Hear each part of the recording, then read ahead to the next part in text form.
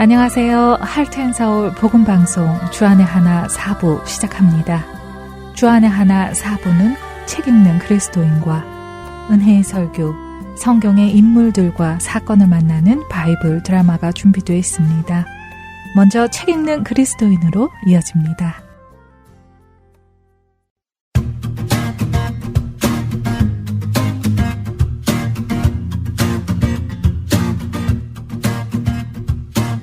애청자 여러분 안녕하세요. 성도들에게 추천해드릴 만한 신앙서적을 읽고 내용 속에서 우리가 생각해 볼 것들을 함께 나누는 시간, 책 읽는 그리스도인 시간 진행의 정지혜입니다.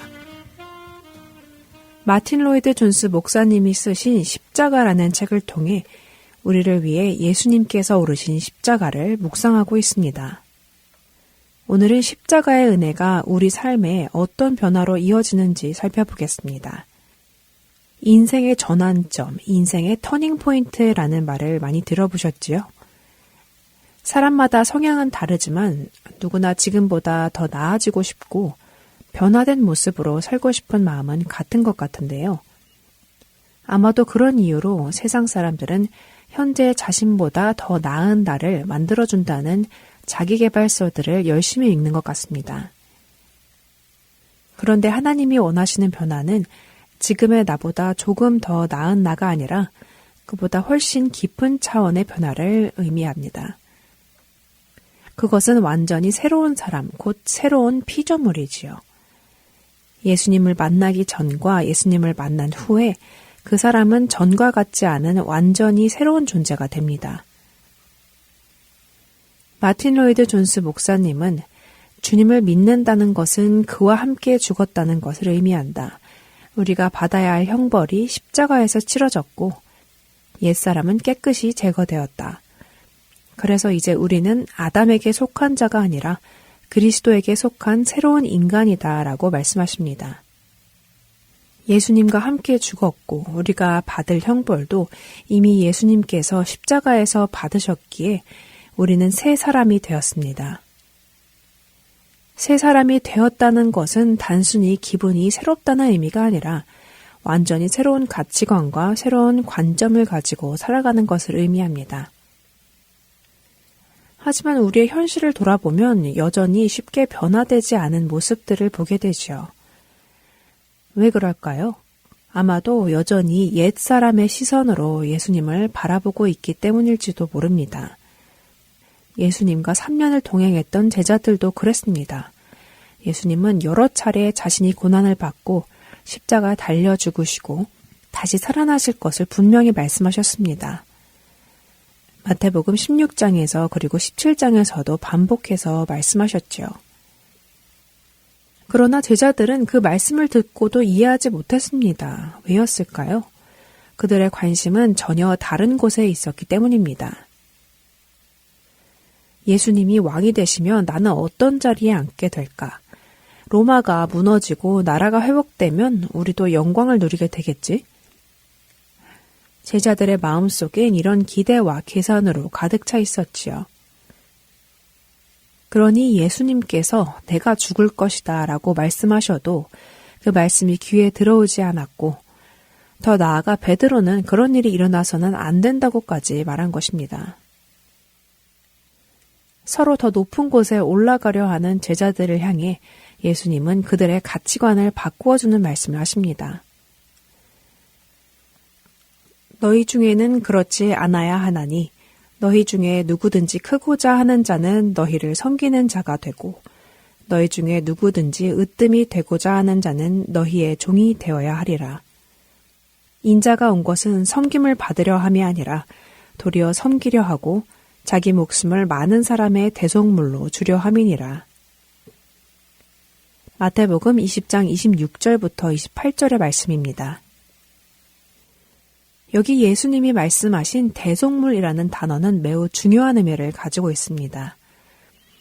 대속물이란 누군가를 대신하여 값을 지불하는 것, 죄와 잘못 그리고 포로 상태에서 해방시키기 위해 필요한 값을 의미하죠. 예수님은 죄가 없으심에도 불구하고 우리의 죄값을 대신 갚기 위해 우리를 살리기 위해 자신의 목숨을 내어주셨습니다. 예수님이 그렇게 섬기신 것처럼 제자들도 그렇게 서로를 섬기기를 예수님은 원하셨습니다. 그래서 빌립보서 2장 5절에서 8절은 우리에게 이렇게 말씀하시는 것입니다. 너희 안에 이 마음을 품으라. 곧 그리스도 예수의 마음이니 그는 근본 하나님의 본체시나 하나님과 동등됨을 취할 것으로 여기지 아니하시고 오히려 자기를 비워 종의 형체를 가지사 사람들과 같이 되셨고 사람의 모양으로 나타나사 자기를 낮추시고 죽기까지 복종하셨으니 곧 십자가에 죽으심이라. 예수님이 십자가에서 보여주신 것은 섬김을 받는 모습이 아니라 섬기기 위해 자신을 내어주신 사랑이었습니다. 제자들은 서로 더 높은 자리를 꿈꾸었지만 예수님이 걸어가신 길은 섬김의 길, 희생의 길, 바로 십자가의 길이었습니다. 십자가는 예수님이 우리를 위해 자신을 완전히 내어주신 사랑의 절정입니다. 그리고 그 십자가 사랑을 통해 우리는 새 사람으로 살아갈 수 있는 길을 선물로 받았습니다. 그리고 우리에게도 이렇게 말씀하십니다. 크고자 한다면 낮아져라. 영광을 원한다면 십자가를 져라 라고요. 예수님의 십자가는 옛사람으로 살던 우리가 새 사람으로 살아갈 수 있는 길을 열어주셨습니다. 그리고 그 새 사람의 삶은 결국 섬김이라는 열매로 나타납니다. 예수님의 사랑이 우리 안에 새겨질 때 자연스럽게 나보다 남을 낮게 여기게 되고 연약한 자를 위해 기도하게 되고 하나님께서 주시는 마음으로 작은 섬김을 실천하는 사람이 됩니다. 십자가는 우리가 예수님을 본받아 살아갈 수 있는 새 길입니다. 십자가의 은혜 안에서 새 사람으로 그리고 섬김의 사람으로 살아가는 우리 모두가 되기를 바랍니다. 책 읽는 그리스도인 마칩니다.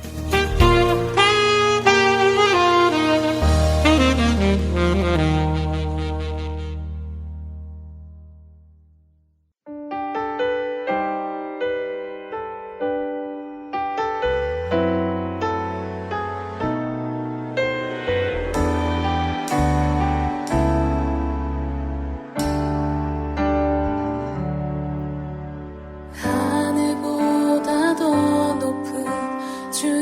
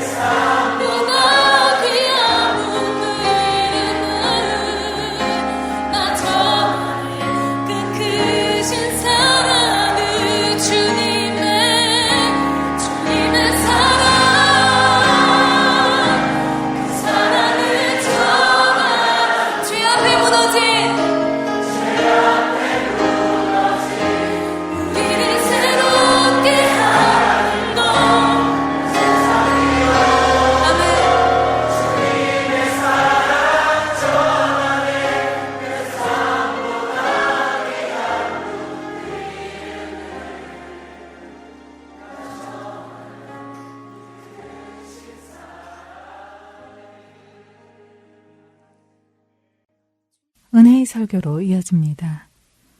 오늘은 서울 우면동교회 정중경 목사님께서 시편 110편을 본문으로 영원한 제사장이라는 제목의 말씀 전해 주십니다. 은혜의 시간 되시길 바랍니다. 오늘 함께 묵상할 하나님의 말씀은 시편 110편입니다. 다 같이 일어나셔서 한 절씩 교독하겠습니다. 여호와께서 내 주에게 말씀하시기를 내가 내 원수들로 내 발판이 되게 하기까지 너는 내 오른쪽에 앉아있으라 하셨도다. 여호와께서 시온에서부터 주의 권능의 큐를 내보내시리니 주는 원수들 중에서 다스리소서. 주의 권능의 날에 주의 백성이 거룩한 옷을 입고 즐거이 헌신하니 새벽 이슬 같은 주의 청년들이 주께 나오는도다.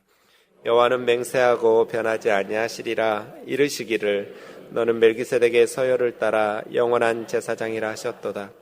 주의 오른쪽에 계신 주께서 그의 노하시는 날에 왕들을 쳐서 깨뜨리실 것이라.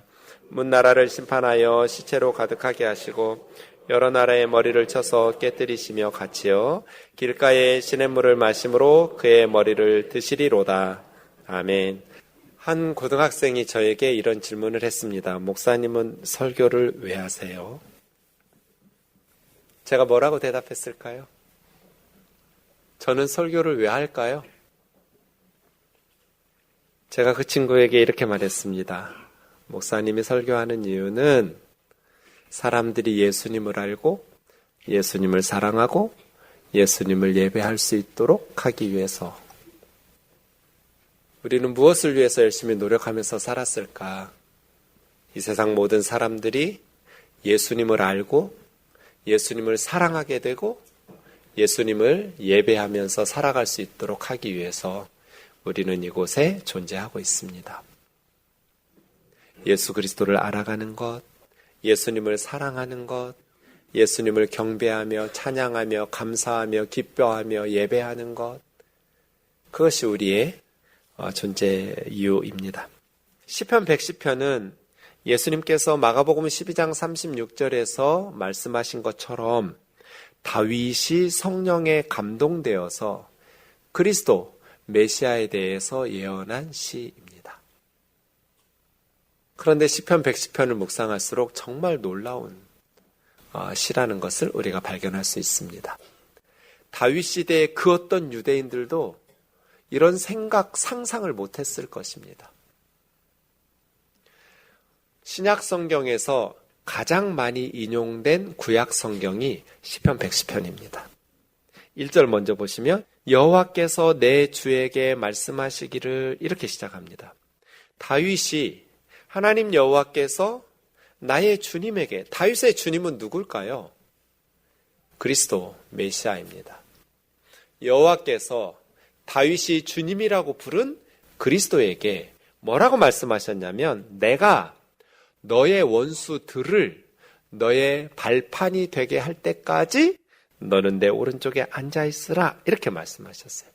하나님께서 그리스도의 원수들이 그리스도의 발판이 될 때까지, 이 발판이 된다라는 것은 고대의 문화를 이렇게 반영한 표현인데요. 두 나라가 전쟁을 하면 이제 승리한 나라의 왕이나 장수가 패배한 나라의 왕의 목을 박습니다. 그래서 왕의 목을 밟는다, 발판이 된다 이렇게 말하는 것은 최후의 승리를 거두었다 그런 의미입니다. 완전한 승리를 거두는 날이죠. 적군의 왕의 목을 밟습니다. 그러니까 하나님께서 그리스도에게 너의 원수들이 너의 발판이 될 때까지, 이 말은 뭐예요? 지금 전쟁 중이라는 뜻이고 이 전쟁이 끝나고 너의 모든 원수들이 너에게 목을 들이우고 네가 그 원수들의 목을 밟을 때까지, 완전한 승리를 거둘 때까지 너는 내 오른쪽에 앉아있으라 이렇게 말씀하신 거죠. 하나님의 오른쪽은 하나님과 함께 세상을 통치하는 왕이 되라는 뜻입니다. 대통령 오른쪽에 앉은 사람이 빈둥거리고 노는 사람 아니잖아요. 나라를 다스리며 함께 통치하는 자죠.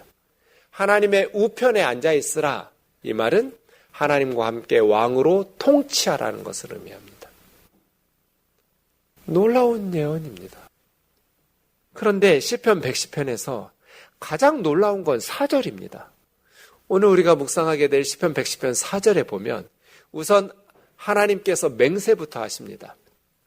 하나님이 맹세를 하셨다는 것은 반드시 그것을 성취하시겠다는 하나님의 의지와 뜻이 반영된 표현입니다. 하나님이 말씀만 하셔도 하나님의 말씀은 성취될 텐데 하나님이 맹세까지 하시고 말씀하셨으니까 하나님께서 내가 반드시 무슨 일이 있어도 이 일을 이룰 거야 라고 맹세로서 보증하신 겁니다. 누구도 이 하나님의 뜻을 꺾을 수가 없고 인류 역사 가운데 하나님은 반드시 그 일을 행하실 것이라는 의지와 뜻을 천명하신 거죠. 근데 하나님께서 행하시려는 일들이 뭐예요? 너는 문맥상이 너는 메시아 그리스도를 의미합니다. 그리스도는 멜기세덱의 서열을 따라 영원한 제사장이라 하셨도다. 시편 110편에서 그리스도는 왕입니다. 1절, 2절 다 왕이에요.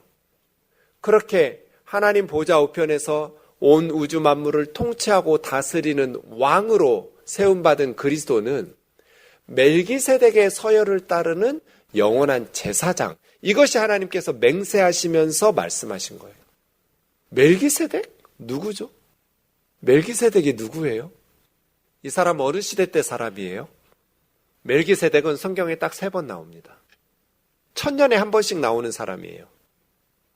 우선 시편 110편에 이건 기원전 1000년이죠. 다윗은 주전 1010년에서 970년까지 40년 왕이었어요. 그러니까 예수님 태어나기 1000년 전 사람이에요, 다윗은. 그런데 다윗으로부터 다시 1000년 전 아브라함 시대에 한 번 나와요. 창세기 14장에서. 아브라함의 조카 롯이 소돔과 고모라로 이주한 후에 전쟁이 일어납니다. 그래서 북쪽의 아람 왕 그돌라오멜이 남쪽의 소돔과 고모라 왕들을 쳐서 이겨요. 그래서 모든 전리품들을 끌고 포로들 끌고 자기네 나라로 돌아가는데 거기에 아브라함의 조카 롯이 포함되어 있었어요. 그 소식을 듣고 삼촌 아브라함이 군대를 끌고 가서 자기 조카의 가족과 모든 빼앗겼던 것들을 되찾아서 돌아올 때 살렘왕 멜기세덱이라는 사람이 아브라함에게 와서 하나님의 이름으로 축복해 주는데 왕이면서 지극히 높으신 하나님의 제사장이라고 그래요. 이스라엘 사람은 왕이면서 제사장일 수가 없어요. 왕은 왕이고 제사장은 제사장이에요. 왕이 제사장 역할을 감당하겠다고 분향하다가 문둥병에 걸려서 죽은 사람이 있어요. 우시아 왕이에요. 그러니까 어떤 왕도 제사장의 직무를 동시에 감당할 수 없어요. 이스라엘에는 단 한 사람도 왕이면서 제사장인 사람이 없어요. 그런데 성경에 멜기세덱이라는, 그러니까 멜기세덱은 아브라함 시대의 사람이니까 이방인이에요. 이스라엘은 아브라함이 원시조니까요. 아브라함의 후손이 이스라엘 사람들인데 아브라함에게 멜기세덱이라는 살렘 왕이면서 지극히 높으신 하나님의 제사장이 아브라함에게 축복해줘요. 그러니까 다윗은 1000년 전에 아브라함 시대의 창세기 14장에 딱 한 번 나왔던 멜기세덱이라는 사람을 시편 110편 4절에서 예언해요. 그런데 하나님께서 맹세까지 하시면서 내가 반드시 무슨 일이 있어도 이 일을 할 거야 라고 강력한 의지를 천명하시면서 메시아는 멜기세덱의 서열을 따르는 영원한 제사장이라고 예언을 한 거예요. 그리고 나서 다시 멜기세덱은 성경에서 사라져요. 이스라엘 사람도 아니니까요. 그러다가 다시 1000년 후에 신약성경 히브리서의 멜기세덱이 3번째로 등장합니다. 우리는 이런 질문이 생깁니다. 다윗은 왜? 레위지파 출신의 아론 계열의 대제사장들이 있는데 레위지파 아론 서열의 제사장들이 사역을 잘하고 있는데 왜 이방인인 멜기세덱 서열의 영원한 제사장을 예언하고 있을까요? 왜 아론 계열의 제사장들이 사역을 감당하고 있는 이 시점에 이방인 멜기세덱 서열의 제사장을 하나님께서 임명하시는 것일까요? 히브리서에서 그 이야기를 잘 말씀하고 있는데요. 히브리서 7장 11절에 그 이유를 설명해 줍니다. 레위 계통의 제사직분으로 말미암아 온전함을 얻을 수 있었으면 어찌하여 아론의 반차를 따르지 않고 멜기세덱의 반차를 따르는 다른 한 제사장을 세울 필요가 있느냐? 하나님께서 다윗의 입을 통해서 1000년 전에 시편 110편 4절에서 그리스도는 멜기세덱 서열을 따라 영원한 제사장이라고 예언하신 이유가 뭐냐는 거예요. 레위 지파의 아론 계열의 제사장들이 잘 사역을 하고 있는데 다윗 시대에는 이 말은 아론 계열의 제사장의 직분을 통해서는 짐승 제사를 통해서 백성들의 속죄 제사를 드리고 하나님 앞에 율법을 준수하고 이 모든 아론 계열의 사역을 통해서는 하나님의 백성이 하나님 앞에서 온전함을 얻을 수 없다는 뜻이에요. 하나님의 백성들이 하나님 앞에서 온전함을 얻을 수 없기 때문에 아론 계열의 제사 직분이 아닌 멜기세덱 계열의 제사 직분을 새로 하나님께서 임명하면서 예언하시고 세우신 거예요. 그래서 히브리서 10장 1절과 4절에 보시면 율법은 장차 올 좋은 일의 그림자일 뿐이요 참 형상이 아니므로 해마다 늘 드리는 똑같은 제사로는 하나님께 나오는 하나님의 백성들을 언제나 온전하게 할 수 없느니라. 희생제사를 아무리 많이 드려도 소나 양이나 염소로 하나님 앞에 제사를 드려도 하나님 앞에 나오는 하나님의 백성들을 온전하게 할 수 없다. 이는 황소와 염소의 피가 능히 죄를 없이 하지 못함이라. 짐승의 피로는 하나님의 백성들의 죄를 제거할 수가 없기 때문에 하나님은 다윗의 입을 통해서 멜기세덱 서열의 새로운 제사장을 예언하고 있는 것이죠. 그래서 히브리서 7장 12절에 있는 것처럼 제사 직분이 바꾸어졌은 즉 율법도 반드시 바꾸어져야 한다고 이야기합니다. 레위 계열의 제사장들이 많이 있었습니다. 그들은 지상의 예루살렘 성전에서 짐승들의 피를 가지고 해마다 반복되는 제사를 드리면서 시내산에서 주셨던 옛 언약의 시내산 언약의 근거에서 율법의 근거에서 열심히 사역을 했습니다. 그런데 다윗이 시편 110편 4절 한 구절로 그들의 사역을 정리해버렸어요. 이 수많은 제사장들의 짐승 제사로는 하나님의 백성을 온전하게 할 수 없다. 죄를 깨끗하게 씻어줄 수 없다. 그래서 멜기세덱 계열의 영원한 제사장을 하나님께서 세우신다. 멜기세덱 계열의 대제사장은 땅에 있는 지상의 성전 성소에서 사역하지 않아요. 예수님은 지상의 예루살렘 성전에서 한 번도 제사장의 직무를 수행하신 적이 없어요. 그럼 예수님은 어디서 대제사장의 직분을 수행하시는가? 하늘의 성소에서. 진짜 하나님이 계신 저 천국에서. 짐승의 피가 아니라 십자가에 자신의 피를 들고 해마다 반복되는 제사가 아니라 십자가에서 한 번의 제사로 똑같은 속죄 제사를 반복한다라는 것은 이전의 속죄 제사로 하나님의 백성을 깨끗하게 온전하게 만들어줄 수 없었다는 뜻이에요. 그러니까 똑같은 속죄 제사를 또 드리죠. 그런데 십자가의 한 번의 제사는 한 번의 희생 제사로서 하나님의 백성들의 죄를 다 깨끗하게 씻어버리고 온전하게 만들어버렸어요. 그래서 반복할 필요가 없는 제사예요. 그래서 한 번의 제사로 예수님이 드린 이 제사는 예레미야 31장 32절 이하의 새 언약의 법의 근거에서 드려진 제사예요. 이렇게 레위 계열의 제사장들은 멜기세덱 제사장으로 변해야 되고 바뀌어져야 되고 지상의 성소는 하늘의 성소로 짐승의 피는 그리스도의 피로 반복되는 제사는 한 번의 제사로 옛 언약은 새 언약으로 다 바뀌어야 돼요. 사진에 나온 것처럼 이스라엘 백성들이 성전에서 예배를 드릴 때 1년에 한 차례씩 대제사장 한 사람만 지성소로 들어갔습니다. 성전의 평면도를 보시면 성소와 지성소 사이에는 휘장이 가로막혀 있었습니다. 지성소에 하나님이 계셔요. 불기둥, 구름기둥의 형상으로, 모습으로. 그런데 하나님이 임재하시는 지성소로 사람들이 들어갈 수가 없어요. 하나님 앞에 나갈 수가 없어요.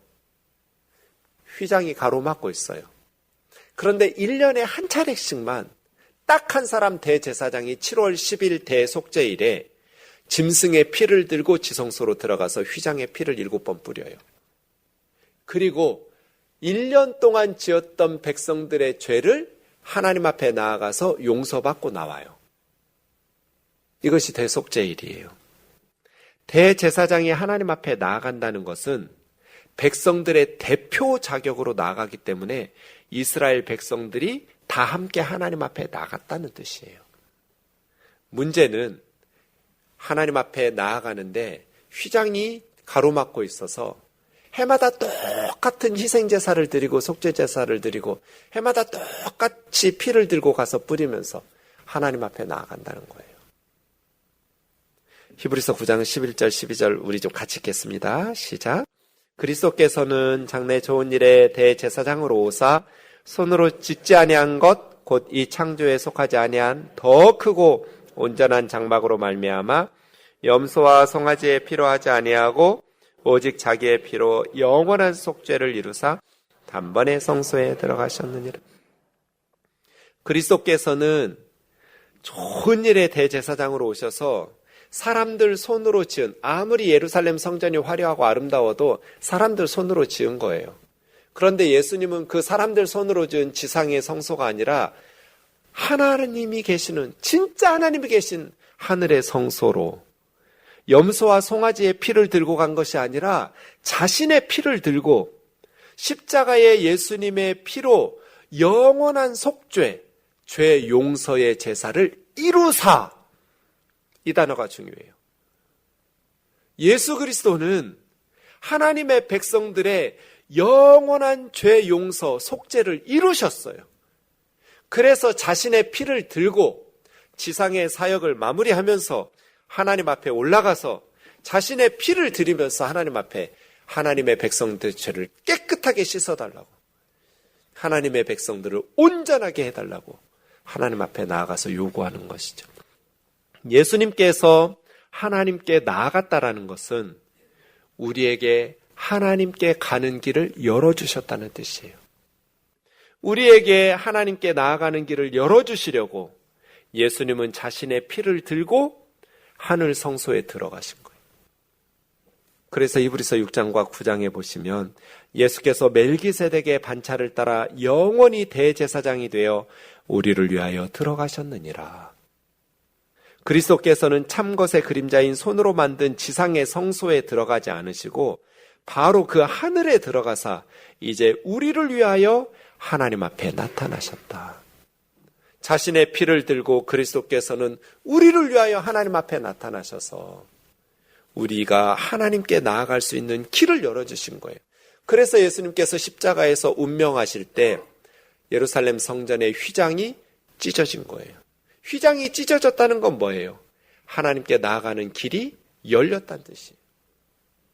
히브리서 10장 12절에서 14절 오직 그리스도는 죄를 위하여 한 영원한 제사를 드리시고 하나님 우편에 앉으사 그 후에 자기 원수들을 자기 발등상 되게 하실 때까지 기다리시나니 그가 거룩하게 된 자들을 한 번의 제사로 영원히 온전하게 하셨느니라. 우리 죄 때문에 예수님께서는 십자가에서 달리셨지만 그 한 번의 영원한 제사로 하나님의 백성들을 거룩하고 온전하게 만들어서 하나님 앞에 서게 하시려고 주님이 이 땅에 오셨다는 거예요. 이것이 시편 110편 4절 다윗을 통해서 하나님께서 맹세하시면서 내가 반드시 이룰 거야 라고 약속하신 하나님의 예언이에요. 히브리서 8장 1, 2절입니다. 지금 우리가 하는 말의 요점은, 지금 제가 여러분에게 말씀드리고 있는 말의 핵심은 이러한 대제사장이 우리에게 있다는 거예요. 대제사장이 우리에게 있다. 어디 계시는데요? 지극히 높으신 하나님의 보좌 우편에 앉아 계신다. 거기서 뭐 하시는데요? 성소와 참 장막에서 섬기시는, 저와 여러분을 위해서 영원한 대제사장이신 예수님께서 하나님 보좌 우편에서 우리를 위해서 대제사장의 직무를 수행 중이라고요. 이 사실을 모르니까 불안해하고 두려워하는 거예요. 내가 착하게 살지 못해서, 거룩하게 살지 못해서 하나님의 심판을 받으면 어떡하지? 지옥에 가면 어떻게 하지? 불안하고 두려워하는 이유는 하나님의 말씀을 모르기 때문이에요. 우리에게 이러한 대제사장이 계셔요. 우리의 의로 하나님 앞에 거룩하고 하나님의 나라에 들어가서 온전해지는 것이 아니라, 우리의 경건과 우리의 거룩이 아니라 우리를 위해서 십자가에서 피 흘리시고 자신의 피를 들고 하나님 앞에 올라가셔서 하나님 보좌 우편에서 우리를 섬기고 계시는, 우리를 위해서 중보하면서 기도하고 계시는 대제사장 예수 그리스도 때문에 우리는 거룩하게 되고 온전하게 되는 거예요. 우리에게 대제사장이 있다. 엄마 아빠가 부자인데 아이가 자기 지갑에 돈이 없다고 며칠씩 쫄쫄 굶고 굶주리는 건 어리석은 일이잖아요. 엄마 아빠한테 도와달라고 먹을 것 좀 사달라고 그러면 되는데, 부자인 엄마 아빠를 두고 왜 그렇게 쫄쫄 굶어요? 왜 굶주리고 헐벗고 살아요? 우리에게 영원한 대제사장 예수 그리스도가 계셔요. 하나님 보좌 우편에서 저와 여러분을 위해서 주님께서 기도하시고 대제사장의 직무를 지금 수행하고 계신다고요. 왜 우리가 고아처럼 세상에서 힘들고 어려울 때 왜 우리 힘으로 아둥바둥 사냔 말이에요. 우리를 위해서 대제사장의 직무를 감당하신 예수 그리스도를 바라보고 예수님께 도우심을 구해야죠. 외로울 때, 사는 것이 힘겨울 때, 우리를 위해서 하나님 보좌 우편에서 중보하면서 기도하고 계시고, 죄책감이 들 때, 너무나 두렵고 불안할 때, 하나님의 징계와 심판을 받을 것 같을 때, 우리를 위해서 자신의 피를 들고 하나님께 올라가서 하나님 앞에 그 백성들의 죄를 깨끗하게 하시고 하나님의 백성들을 온전하게 해주신 예수 그리스도를 바라보면서 평안과 소망을 누려야죠. 왜 대제사장이 우리에게 있는데 없는 것처럼 고아처럼 살려고 하냔 말이에요. 안타깝고 어리석은 일이죠. 사랑하는 자매 형제 여러분, 저와 여러분에게 대제사장이 계십니다. 그분은 지금도 하나님 보좌 우편에서 우리를 위해서 중보하고 기도하시고 우리를 도우시면서 우리를 위해서 대제사장의 직무를 수행하고 있습니다. 우리의 의 때문이 아니라 예수 그리스도의 의 때문에, 십자가의 피 때문에 우리는 죄사함을 받을 것이고 완전한 속죄가 이미 이루어졌고 우리는 그리스도의 공로를 힘입어서 하나님의 보좌 앞으로 나아가게 될 것입니다. 하나님 앞에 나아가는 길을 만들어 주시려고 예수님은 우리를 위해서 자신의 피를 들고 하나님 앞에 나아갔습니다. 율법으로는 안 되기 때문에, 짐승 제사로는 안 되기 때문에 하나님은 다윗의 입을 통해서 시편 110편 4절에서 멜기세덱의 반차를 따르는 영원한 제사장을 맹세하시면서 임명하신 거예요. 그래서 히브리서 10장 19절과 20절이 가능해졌어요. 같이 읽겠습니다. 시작. 그러므로 형제들아, 우리가 예수의 피를 힘입어 성소에 들어갈 담력을 얻었나니 그 길은 우리를 위하여 휘장 가운데로 열어놓으신 새로운 살 길이요 휘장은 곧 그의 육체니라. 우리가 예수의 피를 힘입어 하나님 앞에 나아간다고요. 예수의 피를 힘입어 천국에 들어간다고요. 그 길은 우리를 위하여 휘장 가운데로 열어놓으신, 휘장이 찢어졌어요. 휘장 가운데로 그리스도께서 새로운 생명의 길을 열어주시려고 십자가에서 죽으셨어요. 이전에 없던 새로운 길이에요. 생명의 길이죠.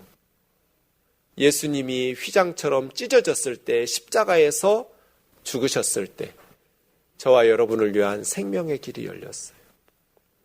에베소서 2장 4절에서 9절처럼 긍휼이 풍성하신 하나님이 우리를 사랑하신 그 큰 사랑을 인하여 허물로 죽은 우리를 그리스도와 함께 살리셨고 또 함께 일으키사 그리스도 예수 안에서 함께 하늘에 앉히시니, 예수님은 우리 대표로 들어가셨기 때문에 우리가 함께 그리스도 안에서 들어간 거예요. 하나님 앞에 예수님 피 같이 들고. 그래서 장차 우리는 하나님 안에서, 그리스도 안에서 함께 하늘에 앉게 될 거예요. 이것이 그리스도께서 우리를 위해서 하늘 성소로 들어가셨다라는 말씀의 뜻이에요. 이는 그리스도 예수 안에서 우리에게 자비하심으로써 그 은혜의 지극히 풍성함을 오는 여러 세대에 나타내려 하심이라. 너희는 그 은혜에 의하여 믿음으로 말미암아 구원을 받았으니 이것은 너희에게서 난 것이 아니요 하나님의 선물이라. 행위에서 난 것이 아니니 이는 누구든지 자랑하지 못하게 함이라. 율법의 행위로, 거룩하고 의로운 행위로 구원받은 것이 아니라 하나님 선물이에요. 그리스도의 은혜로 죄사함을 받았어요. 사랑하는 자매 형제 여러분, 우리는 하나님으로부터 이런 엄청난 사랑과 은혜를 받으면서 살아가고 있습니다. 우리의 삶이 아무리 힘겹고 어려워도 우리에게는 대제사장이 계시다는 사실을 기억하고 대제사장 예수 그리스도 안에서 믿음으로 승리하기를 원합니다. 목사님은 왜 설교를 하세요? 예수 그리스도를 알고 예수 그리스도를 사랑하고 예수 그리스도를 예배하게 하려고. 우리에게 계신 예수 그리스도는 어떤 분입니까? 여러분의 예수 그리스도는 지금 어디서 뭐하고 계십니까? 임길택 선생님이 자기 반 아이들이 쓴 시를 모아서 탄광마을 아이들이라는 책을 냈습니다. 그 학생 중에 하나가 쓴 시입니다. 우리 아버지께서는 광부로서 탄을 캐신다. 나도 공부를 못하니 광부가 되겠지 하는 생각이 가끔 든다. 그러나 아버지께서는 난 이제 광부가 되었으니 열심히 일해야 되겠지만 너는 커서 농부나 거지가 되었으면 되었지 죽어도 광부는 되지 말라고 하신다. 아이가 쓴 시예요. 이 우홍이의 아버지는 아들에게 왜 이런 말을 했을까요? 막장이라고 그래요. 땅속 깊은 어두운 막장에 가서 그 석탄 먼지가루 마셔가면서 폐가 굳어져가는 그 깊은 곳에서 왜 일을 해요? 먹고 살아야 되니까. 하지만 아들에게는 너는 거지가 되었으면 되었지 죽어도 아버지처럼 광부가 되지는 말라. 그 광부의 힘겨운 삶을, 고통을 아니까요. 저는 시편 110편 4절이 꼭 이 시 같아요. 하나님께서 맹세까지 하시면서 멜기세덱 서열의 영원한 제사장이라고 자기의 독생자 예수 그리스도를 임명해서 세상에 보내셨어요. 우리들에게 이렇게 말씀하시는 것 같아요. 죽으면 죽었지 지옥에는 가지 마라. 누구보다도 지옥의 고통을 하나님이 잘 아시잖아요. 내 아들이 너희 대신해서 죽을 테니까. 내 아들이 벌거벗겨서 십자가에 못 박혀 죽일 테니까. 내가 너희들의 죄를 내 아들에게 덮어 씌워서 십자가에서 벌거벗겨가지고 못 박혀서 죽일 테니까 절대로 지옥에 가지 마라. 죽으면 죽었지 절대로 지옥에는 가지 마라. 찬양하겠습니다.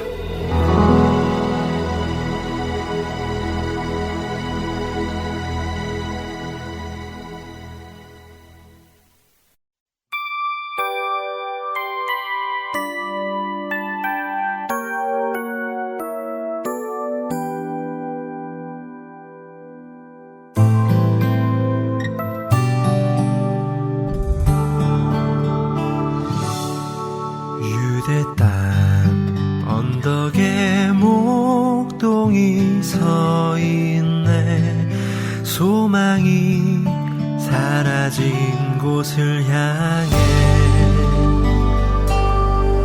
이때에 구세주 탄생하셨다는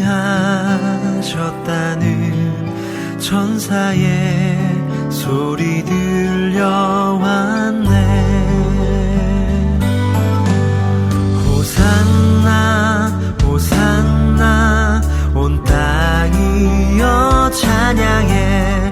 참 소망의 주 오심은 세상은 여전히 어둡게 보여도 주님은 왕의 왕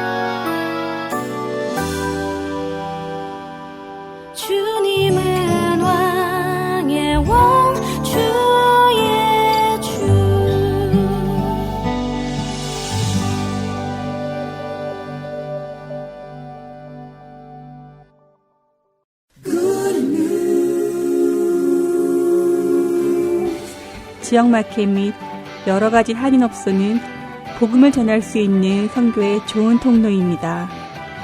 아이다호 주에는 3,500명 정도의 한인들이 살고 계시다고 합니다.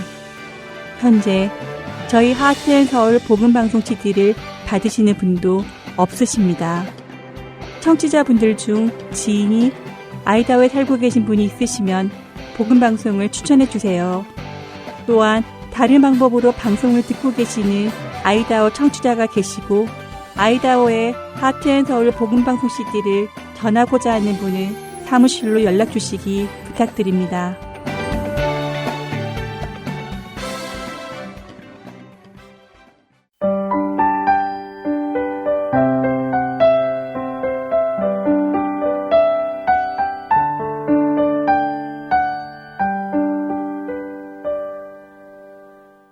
성경 속의 인물들과 사건을 만나는 바이블 드라마로 이어집니다.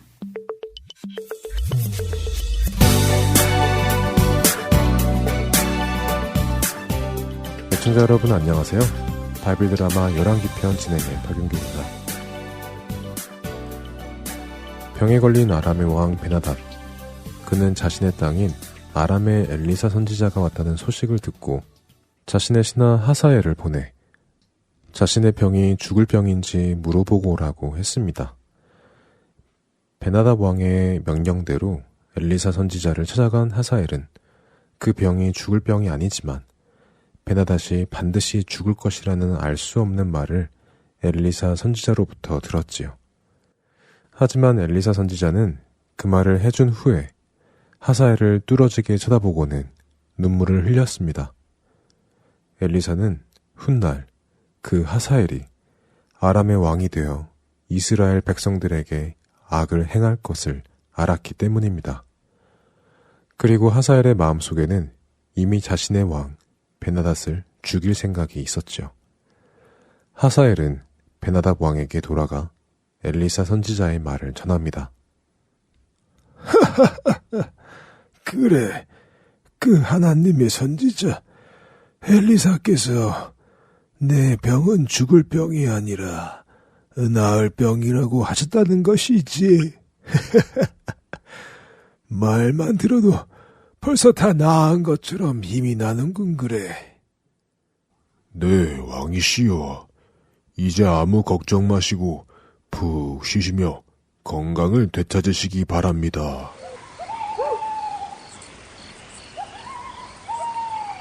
밤이 깊어지자 하사엘은 깊은 고민에 빠집니다.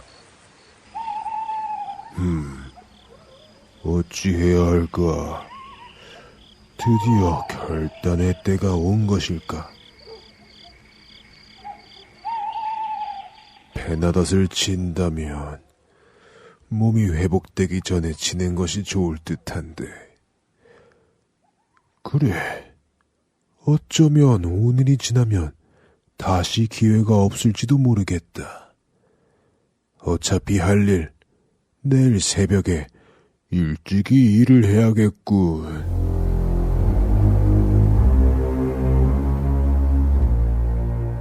하사엘은 평소 자신이 생각했던 일, 곧 베나닷을 죽이고 자신이 왕이 되는 일을 실행에 옮기기로 결정했습니다. 이른 새벽, 하사엘은 이불을 물에 적셔서는 베나닷의 침실로 조심스레 갑니다.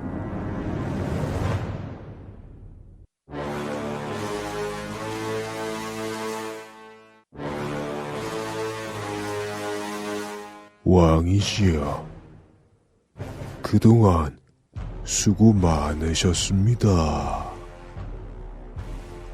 하사엘은 그렇게 잠을 자고 있는 베나닷의 얼굴에 물에 적신 이불을 덮습니다.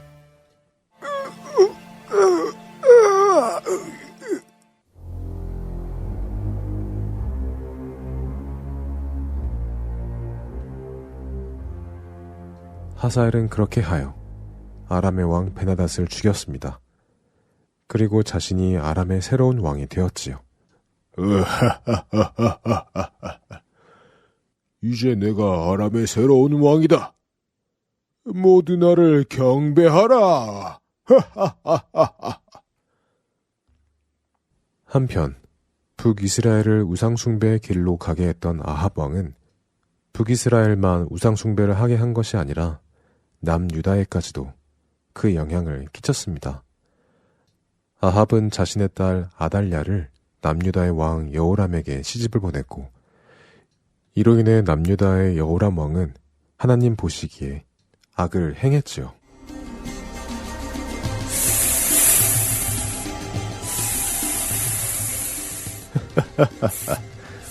아니, 세상에 이렇게 좋은 신들이 있었는지 나는 미처 알지 못했는데. 아달랴, 자네가 이렇게 나에게 새로운 세상을 알려주었구려.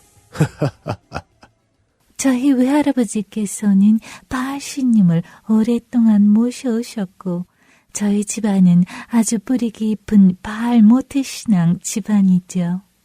그리고 저의 어머니 이세벨 왕비는 바알 신님께 아주 신실한 분이십니다. 이제 왕께서도 바알 신님을 제대로 모셔서 남유다에도 큰 기쁨과 즐거움이 넘치게 해주시옵소서.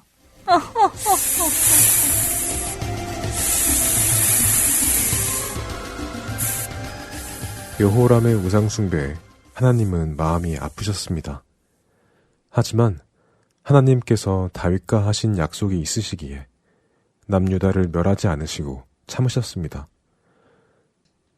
당시 남유다에 큰 힘을 가지고 있었기에 이웃 여러 나라에게 공물을 받고 있었습니다. 그런데 그중 에돔이 남유다를 배신하여 여호람 왕과 싸우고는 남유다의 다스림에서 벗어납니다. 하나님의 말씀에 순종할 때 하나님께서 그들을 지켜주시는데, 그들이 하나님을 떠나 다른 신을 섬기니 하나님은 그들에게 주셨던 축복을 거두기 시작하셨습니다. 이를 통해 그들이 하나님에게 다시 돌아오기를 바라시며 말입니다. 하지만 여호람은 돌아오지 않았습니다. 그리고 그렇게 우상을 섬기며 죽어갔지요. 그리고 그의 아들 아하시아가 왕이 되어 남유다를 다스리기 시작했지만, 아하시아 역시 어머니인 아달랴의 영향으로 하나님께서 기뻐하시지 않은 일들을 행합니다.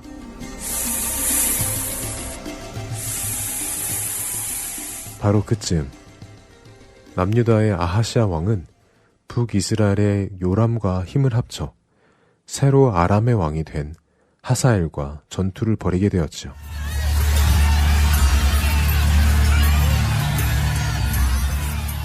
이 전쟁에서 북이스라엘의 요람 왕은 부상을 입습니다.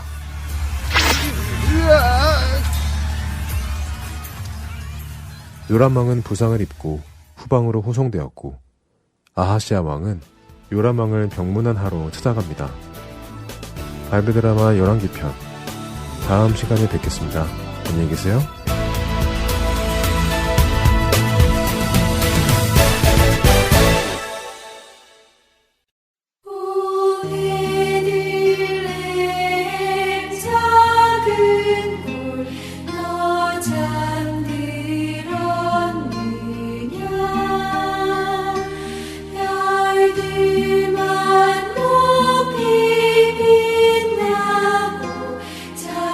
잠잠히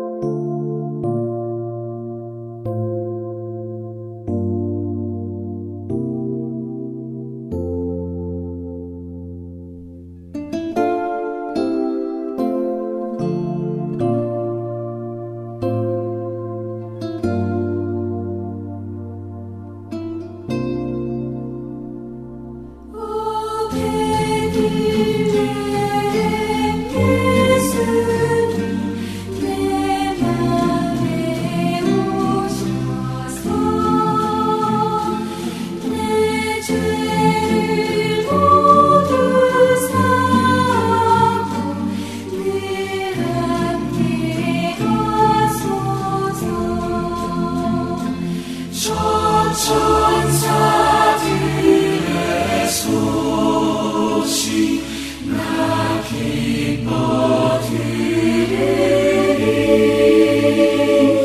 오니 만군의 주 예수 내 맘에 오소서.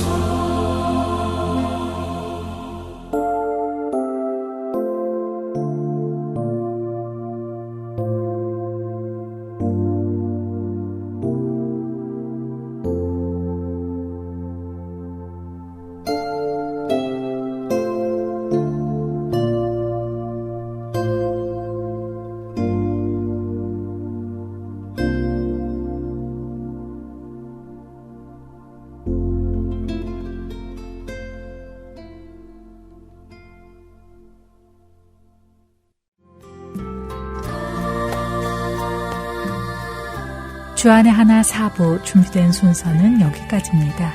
두근두근 설레는 마음으로 신랑 되신 예수님을 손꼽아 기다리는 우리 모두 되기를 바라며 다음 이 시간에 다시 찾아오겠습니다. 안녕히 계세요. 고맙습니다.